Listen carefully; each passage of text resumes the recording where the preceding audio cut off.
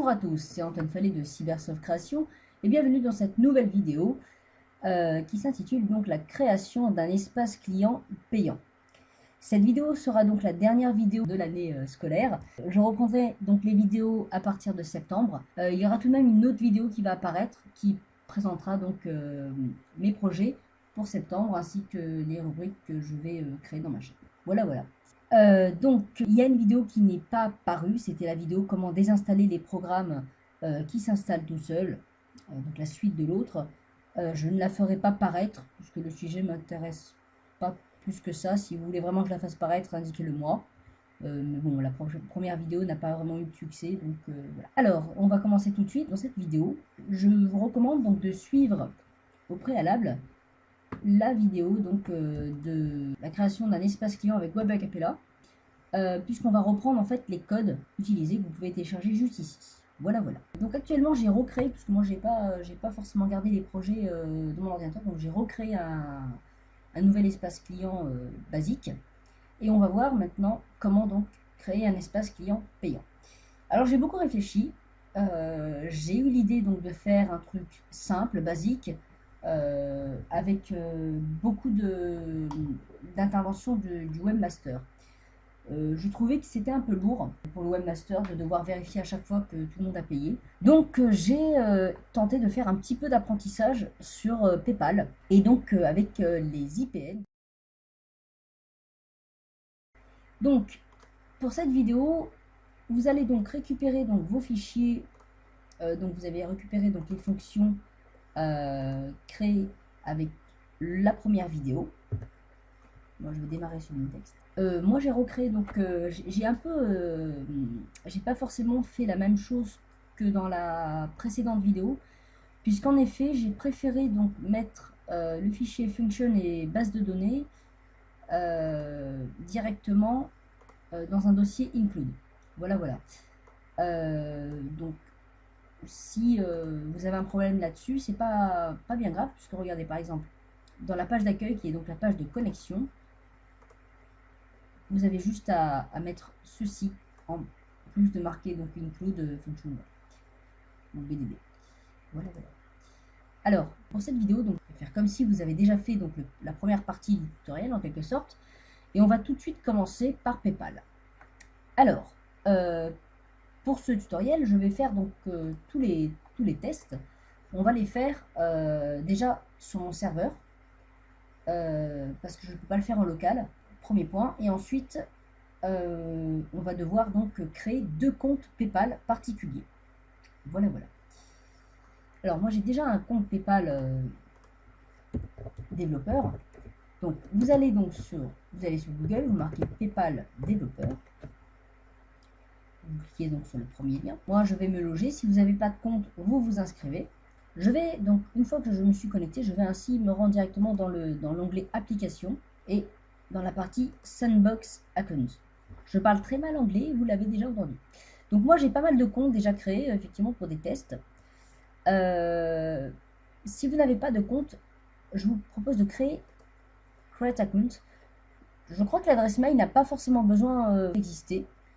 Donc pour ce tutoriel, je vais donc créer 2 comptes. Alors, je vais me baser en France. Donc un premier compte qui sera donc un business, donc un compte marchand. Je vais créer une adresse mail. Je vais juste lui assimiler donc 200 €, pas plus. Voilà. Je vais mettre une carte, compte vérifié. Je vais ensuite donc créer un autre compte, toujours basé en France. Ce sera cette fois un compte personnel. Cette fois, ce compte, je vais lui mettre pas mal d'argent afin de pouvoir réaliser les tests, donc 10 000 € par exemple. Je crois que je peux pas mettre 10 000 €. Je vais mettre 999. 999, voilà. Je vais donc me mettre une carte bleue par défaut et je vais créer le compte. Donc le compte que j'ai créé donc pour le compte acheteur, le compte vendeur, pardon, excusez-moi, le compte marchand, c'est celui-là. Je vais donc cliquer donc ici sur entrer dans la sandbox. Alors, avant toute chose, avant de pouvoir vraiment commencer à programmer, enfin à faire notre site, on va paramétrer quelques éléments dans notre compte PayPal. Alors vous cliquez donc sur Préférences, plus d'options. J'espère que vous avez la même interface que moi. Je pense que oui. Si vous avez bien sélectionné français, du moins vous avez la même. Ensuite, vous allez dans Préférences de notification instantanée.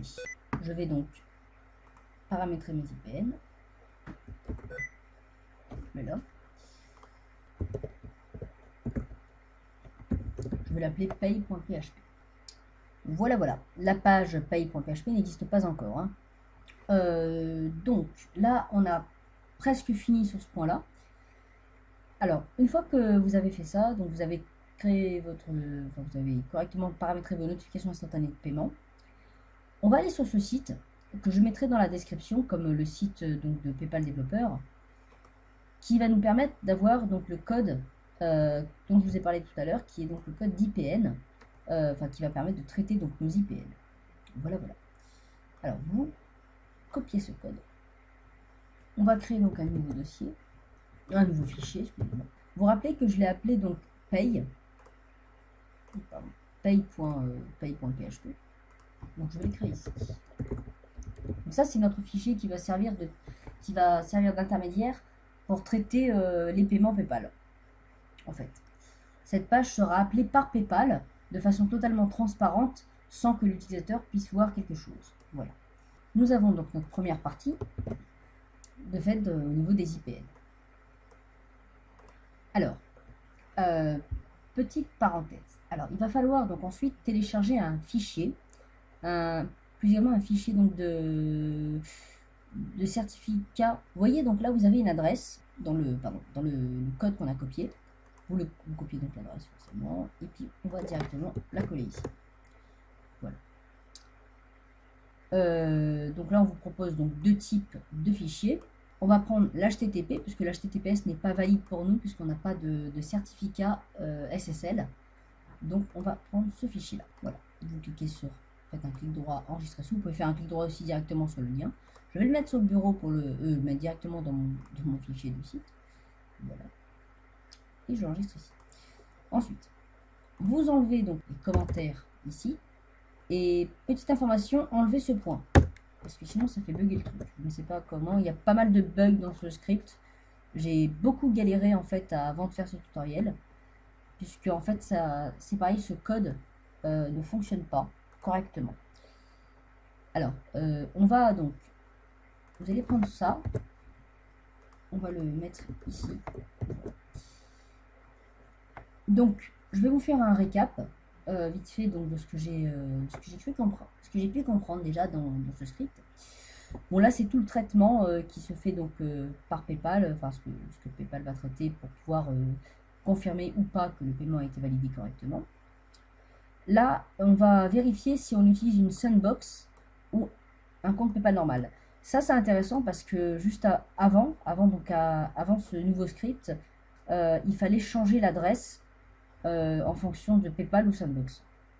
Donc là, le script s'occupe tout seul de vérifier, c'est pratique. Le reste, bon, bah, c'est des éléments des bases que je n'ai pas encore en PHP, donc je ne pourrais pas forcément vous expliquer ce que c'est exactement. Voilà, voilà. Là, c'est donc le chargement de notre certificat. Pareil, là, je pense que c'est une vérification. Enfin, je ne sais pas trop, je ne connais pas encore ces bases-là, comme je vous l'ai expliqué. Là, c'est la création d'un rapport qui sera donc dans le dossier de votre hébergeur. Là où sera le script. Important, il faut que SSL, OpenSSL soit activé, sur votre hébergement. Pour cela, rien de plus simple. Vous créez un fichier PHP simple. Par exemple, on va créer donc un fichier PHP simple. Voilà. Et vous marquez donc PHP info. Voilà. On va simplement l'appeler php.php. Voilà. Je vais directement. Donc là, j'ai mon fichier donc de WAMP qui s'ouvre. Il faut que vous ayez donc OpenSSL d'activer. C'était où? C'était là. Voilà. Donc là, le fichier PHP, je l'ai fait en local, mais il faut le faire donc sur votre hébergeur, forcément. On va modifier ensuite cette phrase qui ne fonctionne malheureusement pas comme elle est. J'ai essayé pas mal de choses, mais j'ai pas réussi.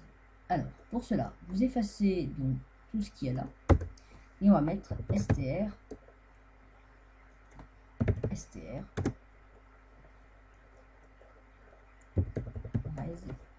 verified.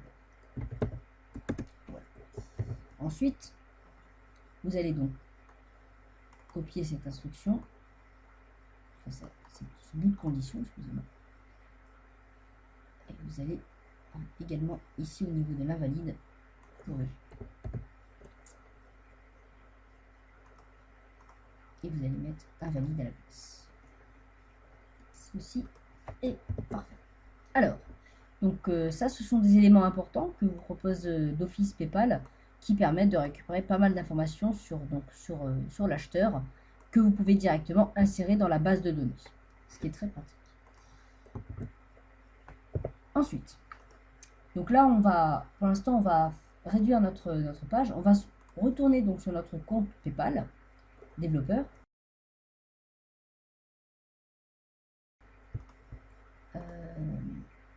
On va cette fois donc créer un bouton. Alors pour créer un bouton, donc vous allez donc dans Préférences, plus d'options, Mes boutons enregistrés. Pour notre exemple, on va prendre un bouton Acheter. Donc un bouton Acheter directement. On va l'appeler par exemple Espace client.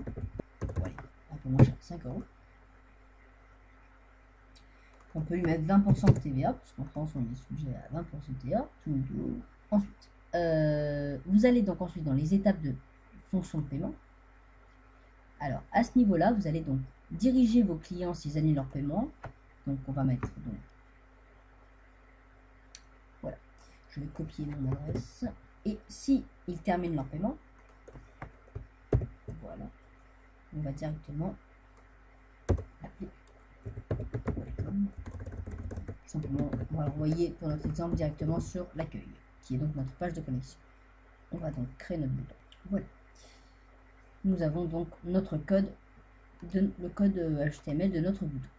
Alors, maintenant, vous allez donc vous diriger vers votre fichier de fonction et on va directement aller dans l'inscription. Alors, jusqu'à présent, dans l'inscription, donc on avait donc notre connexion à notre base de données, le login du client qui s'inscrit, le pass, la confirmation du mot de passe. Ensuite, on va rajouter une petite fonction. On va rajouter une petite variable, excusez-moi, donc qui sera donc le code, commencé par des guillemets importants, et donc qui sera donc ce code-là. Que nous n'allons pas mettre ici. Donc, on va le mettre plus loin. Voilà, on va la créer à partir d'ici. On va rajouter donc une petite variable ici. Enfin, pas une variable, un champ, si vous préférez. Un champ de type hidden qu'on va appeler custom, par exemple. Et on va lui donner pour valeur. Voilà, donc vous faites deux guillemets, hop, voilà. Pour valeur, on va mettre ceci. Donc, insert, c'est notre connexion à MySQL. Last ID. J'espère que je n'ai pas fait de faute dans ma... Parfait. Voilà, donc en fait, last insert ID, ça récupère en fait le dernier enregistrement, enfin ça récupère l'enregistrement qui a été fait là, juste à ce niveau-là. Et donc ça va permettre de récupérer donc directement l'identifiant de notre client lors de la validation de l'IPN. Voilà, voilà. Alors, une fois qu'on a fait ça, c'est magnifique, on va pouvoir donc traiter notre IPN directement. Petit récapitulatif, donc juste avant, donc là on a fait ça. Vous allez rajouter un petit truc dans le formulaire. Vous allez marquer donc style égale display le none. C'est parfait comme ça. Ensuite, vous allez donc dans paye, Donc on est dans un cadre, donc le paiement a été vérifié et donc validé, à peu près. Il y a plus d'éléments à mettre normalement. Ça, je vous conseille, donc si vous voulez en savoir plus, je vous conseille fortement d'aller lire donc, les API de PayPal, les documentations de PayPal, pour en savoir encore plus. Là, je vous mets donc sur une base pour aller voir plus loin. Voilà. Là, je vais vraiment donc, me centrer sur l'essentiel. Et donc pour ça, on va faire simple. Voilà. Alors, là, notre paiement donc, est en quelque sorte vérifié. Donc c'est le cas, c'est parfait. On va donc se connecter à notre base de données. Alors, pour ça, on va faire un include. Je vous rappelle que donc, ce fichier se trouve donc à la racine. Donc on va chercher directement notre fichier de base de données.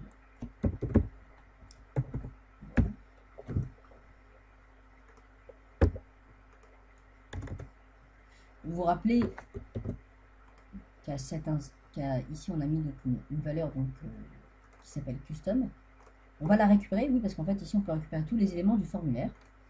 Donc c'est ce qu'on va faire. Alors, update. On utilise encore une fois notre méthode de PDO. Paiement statut.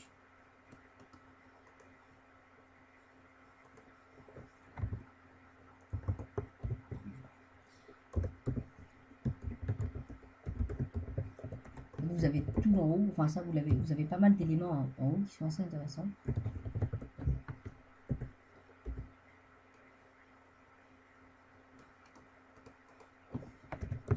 J'ai précisé donc dans la vidéo, éviter le copier-coller. Moi je le fais pour gagner du temps, mais c'est pas la meilleure manière d'apprendre et enfin de s'améliorer dans la programmation en général.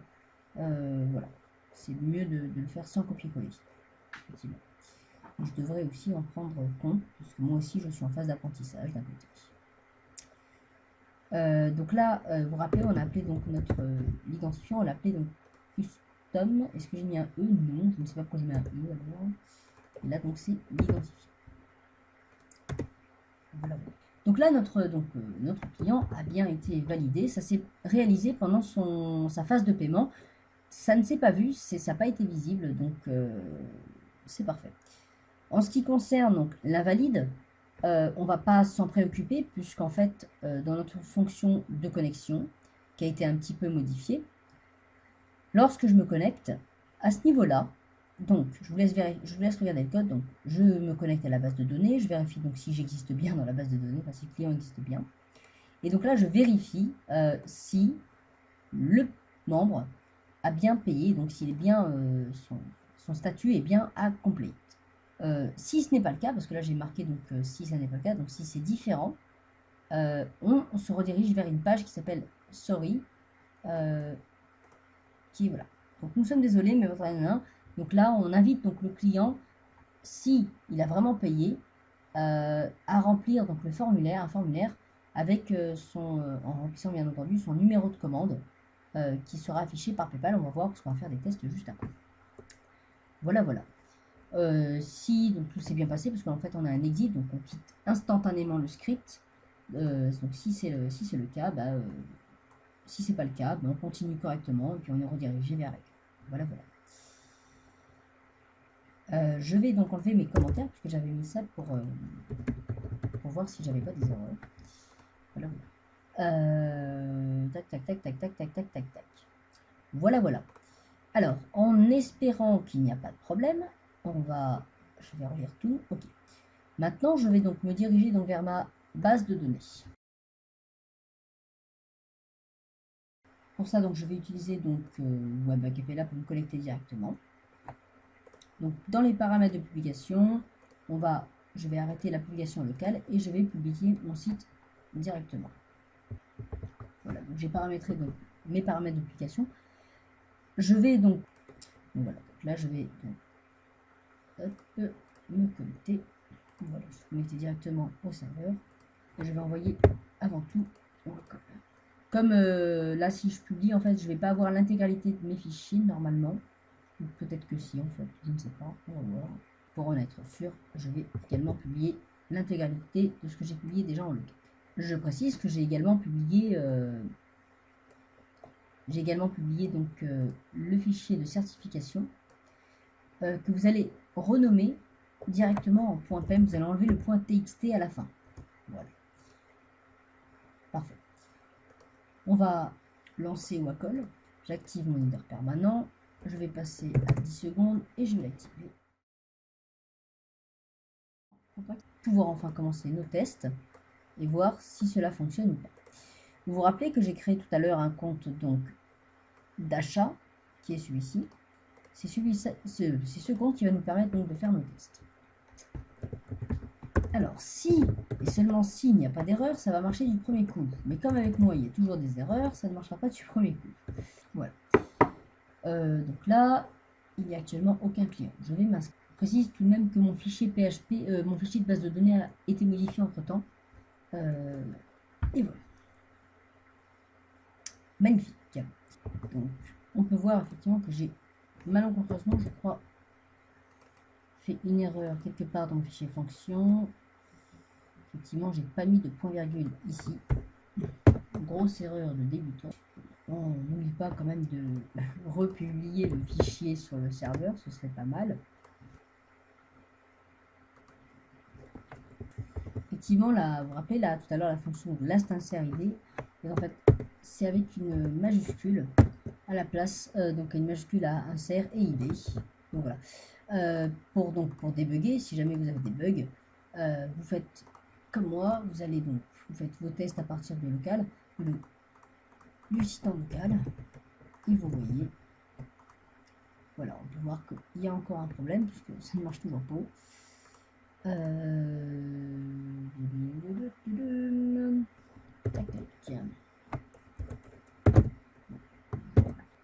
Voilà. Oui, effectivement. Petite information, c'est pas ce fichier qu'il faut, c'est pas insert, mais db qu'il faut prendre comme variable principale. Ça ira très bien comme ça. Voilà. Donc voilà, j'ai fini mon débugage. Je vais donc republier mon élément. Voilà. Et réutiliser ma page en espérant que ça fonctionne. Magique, ça fonctionne. On va voir si cela vient être ajouté dans la base de données. C'est bien le cas. Avec 10 000 éléments. Vérifiez quand même que votre ID membre soit bien une clé primaire et qu'elle soit bien en auto-incrémente. Voilà. Alors, on va refaire l'instruction. Voilà. Donc cela m'a ajouté donc une seule et unique valeur. Mon email est totalement incorrect. Donc petite information sur la base de données. Donc n'oubliez pas de mettre ça. N'oubliez pas de mettre l'id membre en auto-incrémente et en clé primaire. Et bien sûr que l'email, le mot de passe, soit également lui-même en type texte, parce qu'on va on le hash, et que le reste soit tel que c'est, comme ça. J'ai des valeurs que j'utiliserai pas forcément comme l'actif compte. Voilà.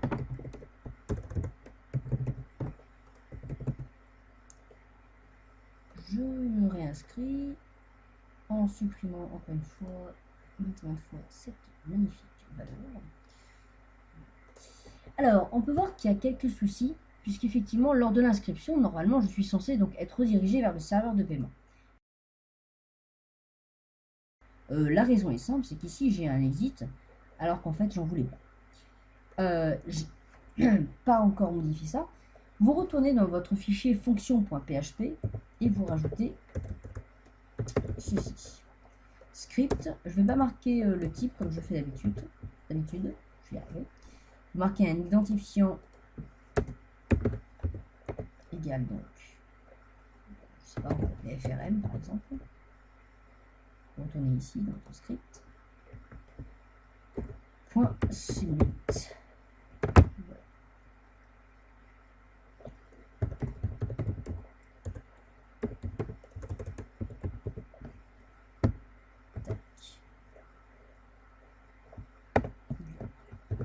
nous allons enlever notre... nous allons enlever notre exit et faire echo. Enfin, vous pouvez même faire tout simplement exit.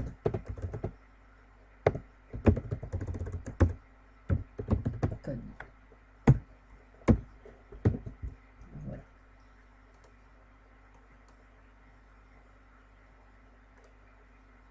Voilà.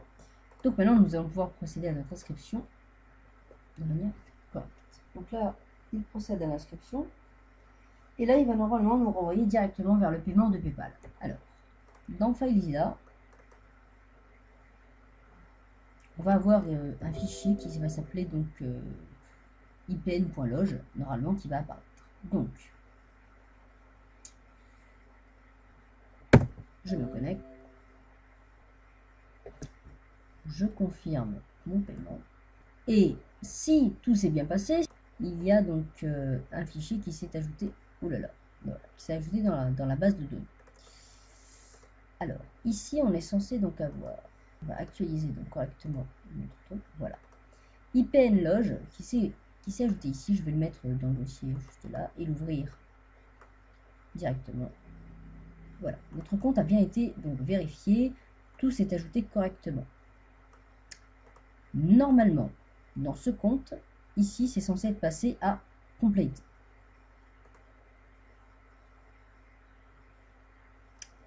Ce qui malheureusement n'est pas le cas. On peut le voir. Pour ça, c'est pas bien grave, puisqu'on va aller directement dans notre fichier paye et essayer de comprendre ce qui a pu se passer à ce niveau-là. J'ai mis ID membre et non ID client. Voilà, tout simplement. Donc l'avantage du compte développeur, c'est justement que vous pouvez tester et retester sans devoir dépenser de l'argent, ce qui est en quelque sorte tout à fait normal. Et bien heureusement d'ailleurs. Voilà. On va ainsi réaliser donc une inscription. Comme, alors je précise encore une fois que comme c'est un tutoriel de base, pour créer un truc, quelque chose de base, normalement, on ne peut pas créer des utilisateurs avec la même adresse mail. Mais bon, là, on va profiter de cette petite faille pour créer un autre utilisateur avec la même adresse mail, puisqu'en fait, j'ai tout qui est paramétré dans Chrome. Je n'ai pas besoin de m'attarder là-dessus. Alors, on se relance là-dessus. Là, il va y avoir un autre compte qui va être créé, logique. Je suis renvoyé vers la sandbox. Je procède de ma manière au paiement. Je paye. Donc notre fichier loge va se mettre à jour. Donc là, on attend que le paiement soit correctement effectué. Puis dès que c'est le cas, on regarde. Magnifique, ça fonctionne. Notre paiement est donc complété. On va ainsi pouvoir retourner sur notre site internet. Vous vous rappelez, on a mis normalement une adresse de redirection. Si celle-ci est bonne, qui est donc l'index, nous allons retourner directement là-dessus. Je vais être redirigé quasiment tout de suite.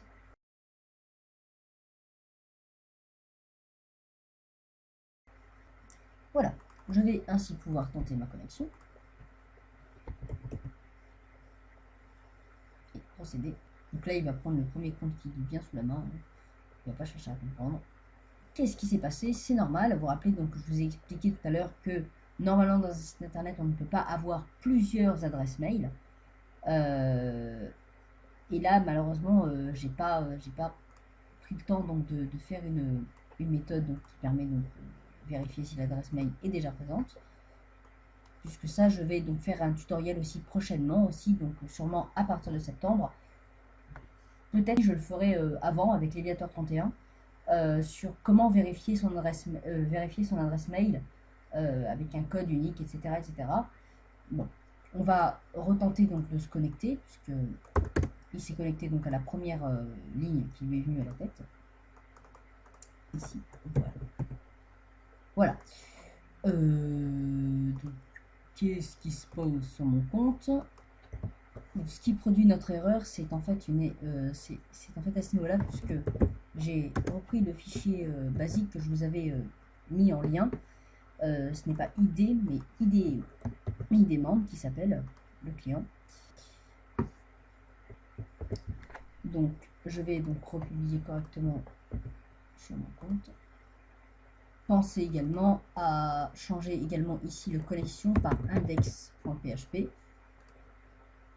On republie.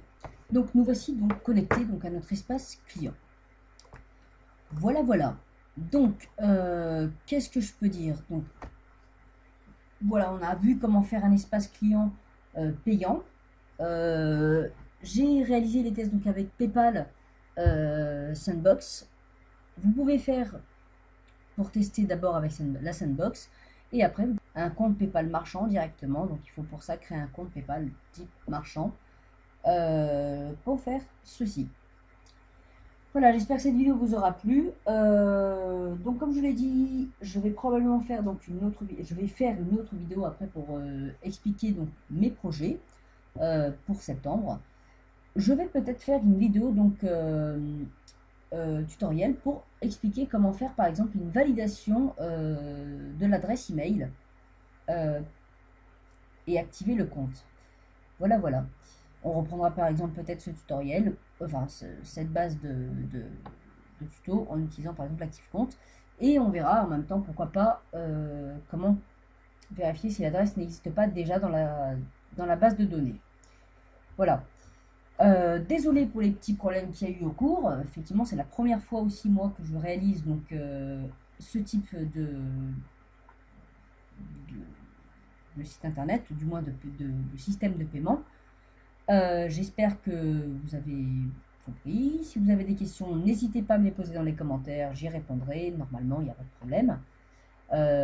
Si vous souhaitez m'envoyer un mail, contact@cybersoftcreation.fr. J'y réponds pas tout de suite, mais vous inquiétez pas, j'y réponds. En ce qui concerne donc les tutoriels des petits jeux, j'en ferai probablement, mais c'est pas non plus mon grand délire. Donc ce sera suivant les envies. Voilà. Et puis peut-être avec Léviator 31, pourquoi pas. Voilà. Je vous remercie d'avoir suivi cette vidéo. C'était Antoine Fallet de Cybersoft Création. N'hésitez pas à vous abonner pour ne pas manquer les prochaines vidéos, prochains tutoriels et prochaines présentations de logiciels. Allez, à bientôt chez Cybersoft Création.